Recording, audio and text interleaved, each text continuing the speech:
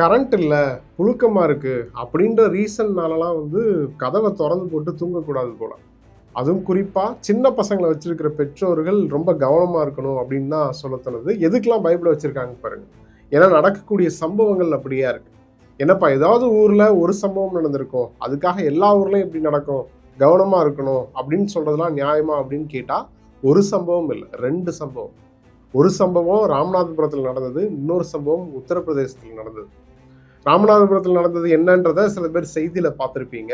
ஆனால் உத்தரப்பிரதேசத்தில் நடந்தது 12 வயசு பையன் 9 மாத பிள்ளைய தூக்கிட்டு போயிட்டு சொல்லவே கூசுது. அவ்வளோ ரொம்ப கொடூரமான ஒரு சம்பவம் அது. அதுவும் அவனோட ஃபோனை வாங்கி பார்த்தா அவ்வளோ ஆபாச தலங்களை அவன் பார்த்துருக்கான். அதுவும் குடிபோதையில் ஆபாச தலங்கள் பார்த்துட்டு தான் அந்த சம்பவத்தை பண்ணியிருக்கான்னா பார்த்துக்கோ. ஸோ 2 சம்பவத்துலையும் என்ன நடந்துச்சு, இப்போ அந்த 12 வயசு பையனோட ஃபோனில் என்னென்ன இருந்துச்சு அப்படின்றத டீட்டெயிலாக பார்ப்போம். உத்தரப்பிரதேச மாநிலம் கோரக்பூர் பக்கத்தில் இருக்கக்கூடிய குலாரிஹா அப்படின்ற இடத்த சேர்ந்த ஒரு தம்பதி அவங்களோட 9 மாத பிள்ளைய அவங்களுக்கு பக்கத்தில் படுக்க வச்சுட்டு தூங்கியிருக்காங்க. விடிய காலை 2 மணிக்கு எழுந்திரிச்சு பார்த்தா அவங்களோட பிள்ளைய காணும்.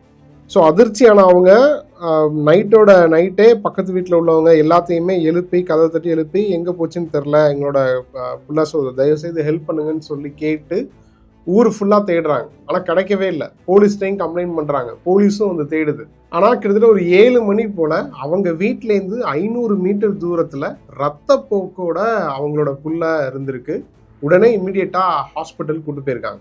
மருத்துவர்கள் வந்து செக் பண்ணிவிட்டு உங்கள் பிள்ளைக்கு வந்து பாலியல் வன்கொடுமை நடந்திருக்கு, ஆபத்தான நிலையில் இருக்காங்க, ஸோ கண்டிப்பாக உயர் ரக சிகிச்சை வேணும் அப்படின்றதுனால அவங்க கிராமத்துலேருந்து பக்கத்தில் இருக்கக்கூடிய ஊருக்கு கூட்டு போயிட்டு ஒரு ப்ரைவேட் ஹாஸ்பிட்டலில் ஒரு இக்கட்டான கட்டத்தில் இப்போ அந்த ட்ரீட்மெண்ட் போயிட்டுருக்குன்னு வைங்க.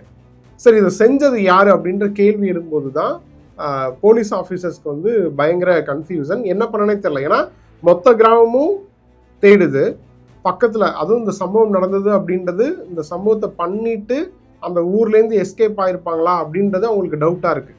ஸோ உள்ளூரை சேர்ந்தவங்க தான் இதை பண்ணியிருப்பாங்க அப்படின்றத அடிப்படையில் விசாரணையை கண்டினியூ பண்ணுறாங்க. அந்த தம்பதியோட குடும்பத்தினரையே கூப்பிட்டு விசாரிக்கிறாங்க. ஸோ அப்படி அந்த பிள்ளையோட குடும்பத்தினரையே விசாரித்ததில் ஃபைனலாக அந்த பிள்ளையோட வீட்டுக்கு 3 நாளுக்கு முன்னாடி சண்டிகர்லேருந்து ஒரு 12 வயசு ஒரு உறவுக்கார பையன் வந்திருக்கான். ஸோ வீட்டுக்கு வந்த அவங்களோட உறவினர் பையன் 12 வயசு பையனை கூப்பிட்டு விசாரிக்கிறாங்க. விசாரித்ததில் அவனோட ஆக்டிவிட்டீஸ் வித்தியாசமாக இருக்குது. உடனே அவனோட ஸ்டேட்மெண்ட்டை வாங்கிட்டு அவனோட பெற்றோர்களை கூப்பிட்டு விசாரிக்கிறாங்க. ஸோ இவன் சொன்ன தகவல்களுக்கும் அவனோட பெற்றோர்கள் சொன்ன தகவல்களுக்கும் நிறைய முரண்பாடு வருது. உடனே மறுபடியும் அந்த பையனை கூப்பிட்டு விசாரிக்கிறாங்க. மறுபடியும் கூப்பிட்டு விசாரிக்கும் போது இவனுக்கு பயம் வந்துடுது. பயத்தில், ஏன்னா எப்படின்னா 12 வயசு பையனாச்சே, ஸோ போலீஸ் கூப்பிட்டு 2வது டைம் விசாரிக்கிறாங்க அப்படின்னும் போது கண்டிப்பாக அவனுக்கு ஒரு பயம் இருக்கு இல்லையா. ஸோ அந்த பயத்தில் தான் உண்மைகளை அவன் ஒவ்வொன்றா சொல்ல ஆரம்பிச்சிருக்கான். சொல்லும்போது அவன் சொன்ன விஷயங்கள் இருக்கு இல்லையா, அது உண்மையிலேயே வந்து அது அந்த போலீஸ்க்கு மட்டும் இல்லை, மொத்த டிபார்ட்மெண்ட்டுக்கு மொத்த ஊருக்குமே பேரதிர்ச்சியை தந்திருக்கு. என்ன அப்படின்னா அவனுக்கு 12 வயசுலயே குடிப்பழக்கம் இருக்குது அப்படின்றதும் சரி. ஏன்னா அவங்களோட பெற்றோர்களுக்கே தெரியாமல் இருந்திருக்கு. குடிப்பழக்கம் இருந்திருக்கு, ஆபாச தலங்கள் பார்க்குற பழக்கம் இருந்திருக்கு. குடிப்பழக்கத்தோட, அதாவது குடி போதையோட ஆபாச தலங்களை பார்த்துட்டு தான் அந்த புள்ளைய போய் தூக்கிட்டே போயிருக்கான். ஸோ அப்படின்னா எவ்வளோ தைரியத்தை ஏற்படுத்தியிருக்கு பாருங்கள். அந்த குடிப்பழக்கமும் அந்த ஆபாச வலைத்தளங்களை பார்க்குற அந்த ஹேபிட் இருக்கு இல்லையா, அது எவ்வளோ பெரிய குற்றத்தை செய்ய வச்சிருக்கு பாருங்கள். ஸோ அந்த போலீஸ் ஆஃபீஸர் நிமேஷ் பாட்டில் வந்து ஒரு பேட்டி கொடுக்குறாரு. அவர் சொல்லும்போதே இதை வந்து எப்படி சொல்லன்னு தெரியல எனக்கு அப்படின்ற ரீதியில் தான் அவரே பேட்டி கொடுத்துருக்காரு. ஸோ நைட் டைமில் அவனுக்கு வந்து பெற்றோர்களுக்கு தெரியாமல் மது குடிக்கிற பழக்கம் வந்து தொடர்ந்து இருந்திருக்கு. ஸோ அப்படி மது குடிச்சிட்டு தான் அவன் வந்து ஆபாச தலங்களை பார்த்துருக்கான். கிட்டத்தட்ட அவனோட மொபைல்ல இருந்து 100 ஆபாச இணையதளங்களை வந்து நாங்கள் வந்து அந்த வெப்சைட்ஸை வந்து எடுத்திருக்கோம். 50 வீடியோஸை வந்து அவன் மொபைலில் வச்சுக்கிட்டு இருந்திருக்கான். அந்த 50 மொபைலையுமே ஒரு சீக்ரெட் ஃபோல்டர் மாதிரி போட்டு அதுக்குள்ளே வச்சுக்கிட்டு இருந்திருக்கான். சப்போஸ் அவங்க பேரண்ட்ஸ் வந்து ஓப்பன் பண்ணுறாங்கன்னா அதுக்கு பாஸ்வேர்ட் கேட்கும். அந்த பாஸ்வேர்டு வந்து அவங்களோட பேரண்ட்ஸுக்கு தெரியாது அப்படின்னு சொல்லியிருக்காங்க. ஸோ இப்போ இது எதுக்கு நான் இவ்வளோ அழுத்தம் திருத்தமாக திரும்ப சொல்கிறேன் அப்படின்னா, நம்ம வீட்டில் இருக்கிற பசங்களுக்கு நம்ம ஃபோன் கொடுக்குற பழக்கம் இருக்குது அப்படின்னா எவ்வளோ அவேர்னஸாக இருக்க வேண்டிய தேவை இருக்குது அப்படின்றது தான் இந்த சம்பவம் உணர்த்துது.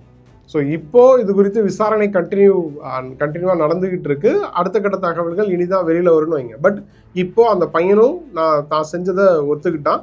ஸோ அதன் அடிப்படையில் விசாரணை போயிட்டு இருக்கு. இப்போ சம்பவம் 2 எடுத்துக்கிட்டிங்கன்னா, இப்போ அது தமிழ்நாட்டில் ராமநாதபுரத்தில் நடந்தது. மதுரையை சேர்ந்த பாலகணேஷ் செல்வி தம்பதிக்கு சாய் தீபா, சாரு நித்திகா அப்படின்ற ரெட்டை புள்ள இருந்திருக்கு. அவங்க 2 பேருக்குமே 5 வயசு. இப்போ ஏதாவது கவர்மெண்ட் ஹாலிடே வருது, ஏதாவது லீவ் விடுறாங்க அப்படின்னா அந்த தம்பதி இருக்காங்களா, கணேஷ் செல்வி தம்பதி, அதாவது செல்வியோட வீடு ராமநாதபுரத்தில் இருக்கு, அவங்க வீட்டுக்கு வந்துருவாங்க. ஸோ அப்படிதான் போன வாரம் முஹர்ரம் லீவு, அப்புறம் சாட்டர்டே சண்டே லீவ் அப்படின்னு கண்டினியூஸாக லீவ் வந்ததுனால போன வாரம் செல்வி தன்னோட அப்பா அம்மா வீடு இருக்கக்கூடிய ராமநாதபுரத்துக்கு போயிருக்காங்க.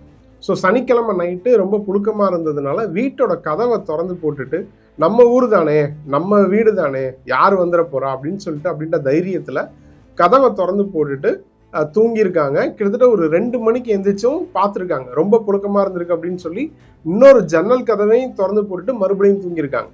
ஒரு 3:30 மணிக்கு எந்திரிச்சு பார்த்தா அவங்களோட ரெட்டை பிள்ளையில ஒரு பிள்ளையை காணும், அதாவது சாய் தீப்தியை காணும்.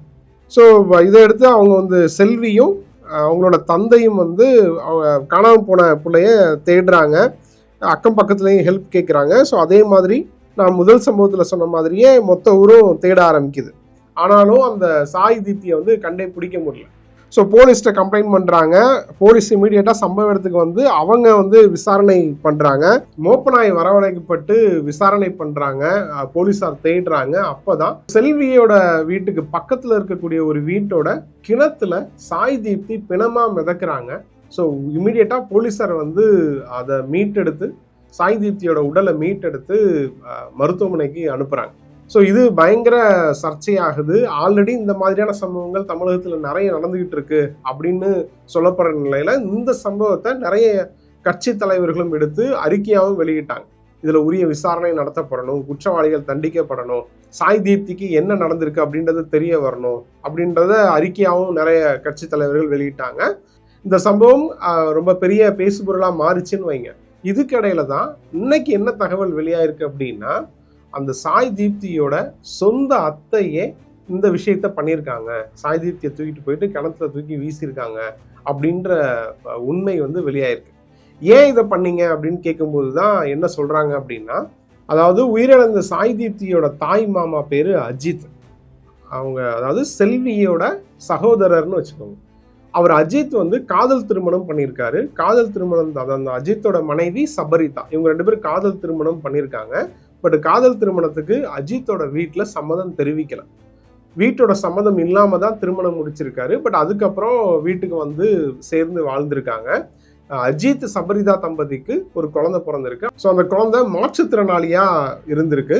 ஸோ ஆல்ரெடி அஜித் சபரிதா திருமணத்துல விருப்பம் இல்லாததுனால அஜித் வீட்டில் இருக்கக்கூடிய செல்வியோட அப்பா அம்மா, அஜித்தோட அப்பா அம்மா தான் செல்வியோட அப்பா அம்மா. ஸோ அவங்க சரியா சபரிதாட்ட பேசாம இருந்திருக்காங்க. அதனாலயே என்னோட பிள்ளைய அவங்க சரியா கவனிச்சிக்கல.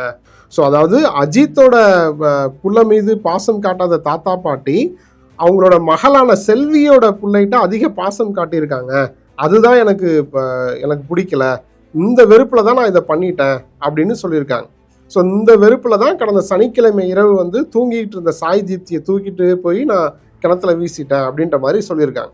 ஸோ மாமியார் மாமனார் மீது இருந்த ஆத்திரத்துல இவங்க தான் அந்த புள்ள மேல அதிகமாக பாசம் கொடுக்கணும் அப்படின்னு சொல்லுவாங்க இல்லையா, அத்தை தான் அதிகமாக பாசம் காட்டுவாங்கன்னு சொல்லுவாங்க.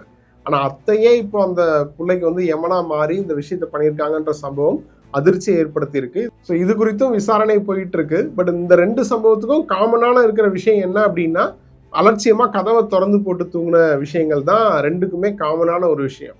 ஆனா இதை தாண்டி அந்த சம்பவங்கள் உணர்த்துறது என்ன, இந்த 2 சம்பவமே வேற வேற சம்பவங்கள் தான், வேற வேற இடத்துல நடந்திருக்கு. பட் இந்த 2 சம்பவமே சில விஷயங்களை உணர்த்துது இல்லையா? உங்களுக்கு என்ன தோணுது அப்படின்றத கமெண்ட்ல சொல்லுங்க.